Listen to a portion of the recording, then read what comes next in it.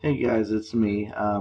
Sorry once again I couldn't be there with you guys today in class, so I thought though instead of holding you guys up and just doing random book work assignment that we could go ahead and push forward with our first unit since coming back, which is our World War I unit.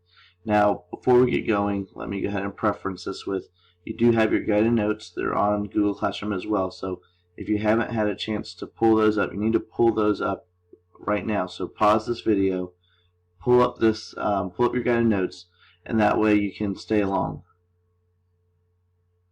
Alright, now if you're ready to go, let me go ahead and say that I'm kind of doing this rough and raw here. It's not anything I'm editing or anything crazy like that. It's just so that way we can move forward. In the future, if we end up doing this, I'll take some more time and clip and get rid of background noises and all sorts of stuff. But right now I'm just trying to get through some of this with you guys, and that way hopefully instead of just reading it and writing down something, you can kind of get something from it.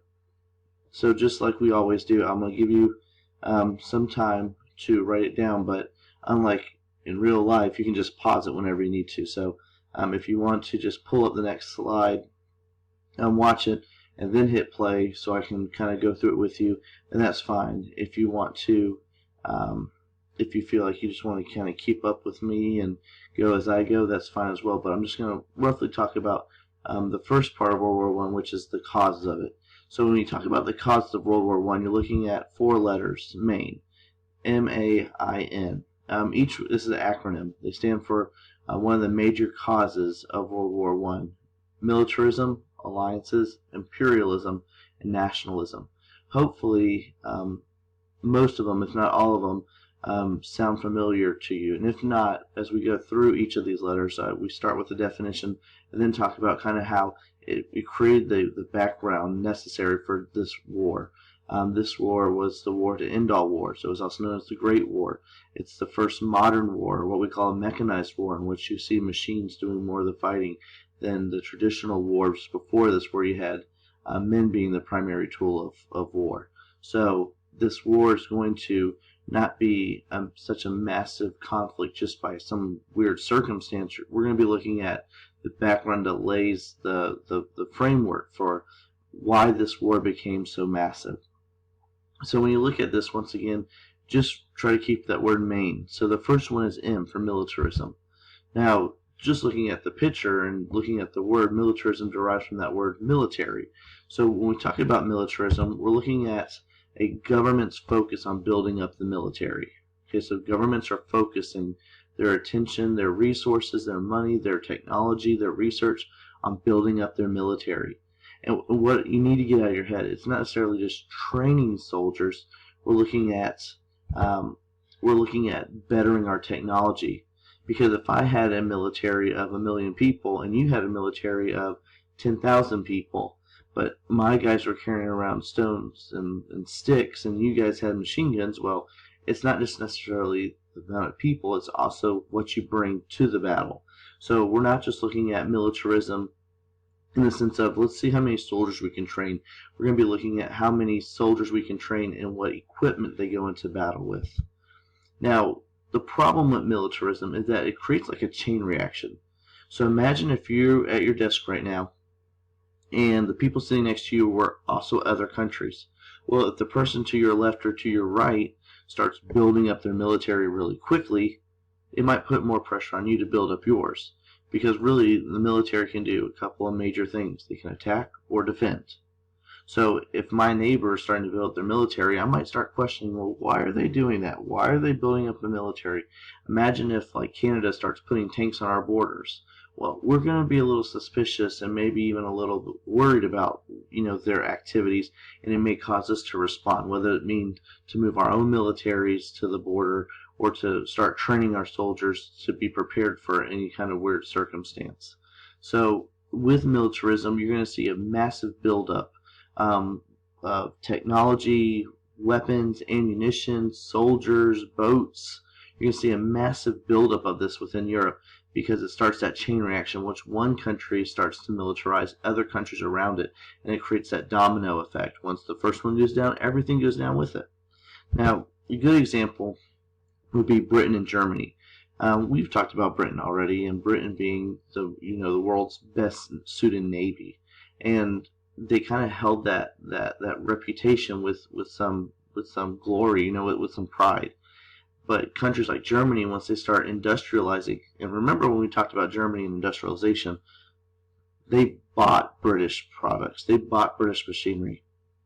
And when they come to the playground now, they're saying, "Hey, look at our new toys." And so Germany's going to start building up its military to try to compete with the British. The problem is Britain's response then will be, "Well, you'll build some ships, well, we'll build more ships." And the Germans say, "Well, fine, we'll build even more ships." And Britain says, "Well, we'll build more ships." But those are just two countries within a small area. You have countries like France, Denmark, Spain, Italy. These countries are also seeing what's happening, and they want to bring in their own power as well. So militarism is going to be the first main cause, because when war finally breaks out, you're going to see a massive amount of casualties because we just have more people on the battlefield. Imagine if I only had 100 soldiers and you had 100 soldiers. Worst case scenario, we go to war, 200 people die. That's a lot of people. If we've militarized though, and I have 1,000, you have 1,000 soldiers, worst case scenario, 2,000 people die. Well, if you have 1,000,000 and I have 1,000,000, 2,000,000 die. So you can see with militarism, the more people you have on the battlefield, the higher the casualty rate will be, just because of sheer math. There's more people available to become casualties. So when we talk about the war and how large it is and how devastating it is, a lot of it goes back to this first one, militarism. Now, it's not just the fact that countries militarized, it's also that they started working with each other. And you typically think of working with each other being a good thing. Well, the second main cause is alliances.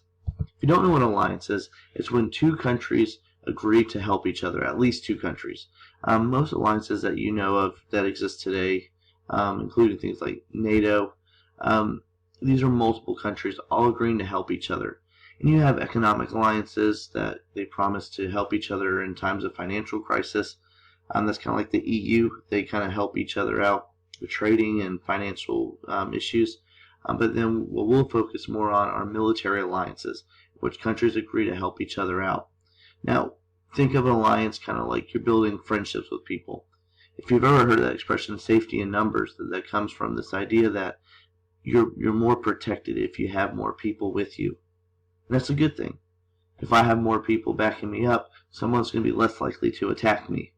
The problem with alliances is that if something does happen, it's not just two countries fighting each other now, it's going to be multiple groups.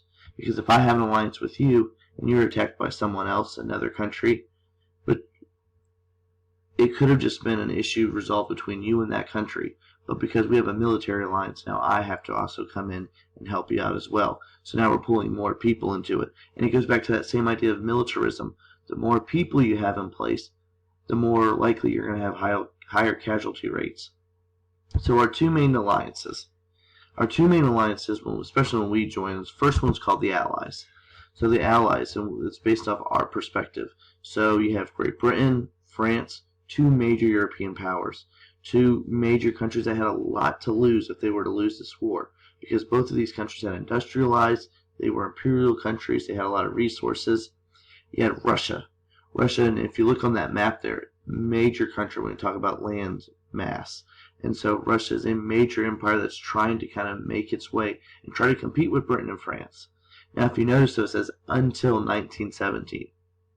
Until meaning they're going to eventually leave. So they will eventually leave this alliance. And we'll talk about the Russian Revolution, also known as the Bolshevik Revolution, and why they decided to drop out. Italy and the U.S., we come in later. So Italy, if you notice, after 1915, the U.S. after 1917. So the war originally breaks out in 1914. So we didn't arrive until about 3 years later. Italy didn't join in until about a year later. So those are the Allied powers. These are the guys that we would consider to be the good guys. But once again, anytime you say good versus bad, it's all perspective. Because if you were to ask the other team, which are known as the Central Powers, that's Germany, Austria-Hungary, Bulgaria, and the Ottomans, they would perceive us to be the bad guys at this time. And looking at that name, Central Powers, and looking at the map, you can see, I hope you guys can see the mouse here, the Central Powers are really in the center here of Europe.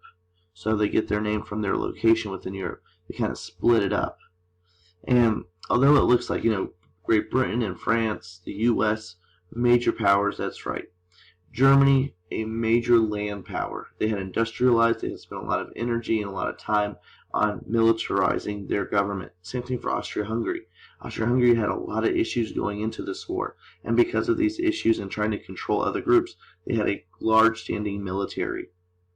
The Ottomans of Bulgaria, we'll talk about them a little bit, but really our two major players we'll be looking at are Germany and Austria-Hungary. So the two main alliances, the Allies versus the Central Powers. But yesterday, you actually, on your map, you kind of highlighted two different alliances that weren't mentioned right here. You had the Triple Entente and the Triple Alliance. So we're going to take some time, and you have a handout that I want you to kind of shade in for me with just the alliances. So you have on the right-hand side, you have this copy. You have the Triple Entente, the Triple Alliance, and then neutral throughout the war. Those are the three categories. You are going to use this PowerPoint, and on the left-hand side, you're going to, in a sense, create that same thing. You don't have to use green or red or that tan color, as long as you shade in. So, like, if I want to use blue for the Triple Entente, I'm going to shade that in on the right on my paper. If I want to use orange for the Triple Alliance, I'm going to shade that in. So those are what I want you to focus on. You have the Triple Entente, which are going to be Great Britain, France, and Russia. They will become known as the Allies. And you have Germany, Austria, Hungary, and Italy. The Triple Alliance, notice triple meaning three. And you have a couple that are neutral. So go ahead and pause this video. I want you to pause it, take some time, shade this in. Do not lose it. This will be part of your packet. And then once you're ready to move on to the next two parts, hit play and we will go from there. Okay, so if you've hit play by now, that's telling me that you are ready to move on. Okay, that's awesome. So let's recap real quick. First one, militarism, building up of large militaries. The second one, alliances. So we have M-A-I-N. Next one is imperialism. Now hopefully, I hope this word looks familiar to you since this is our last unit. If you remember, imperialism are countries taking over other countries. The word imperialism coming from empires. So expanding your territory beyond your own border, gaining colonies, protectorates, spheres of influence. You want those resources. So with imperialism, you're going to see this big competition. You see a major competition. And you can even be best friends with someone and still compete with them. And that's kind of how these countries are. Even if you're in an alliance with a country, if they have something that you want, you're kind of envious, you're kind of jealous of it, and you want those same things.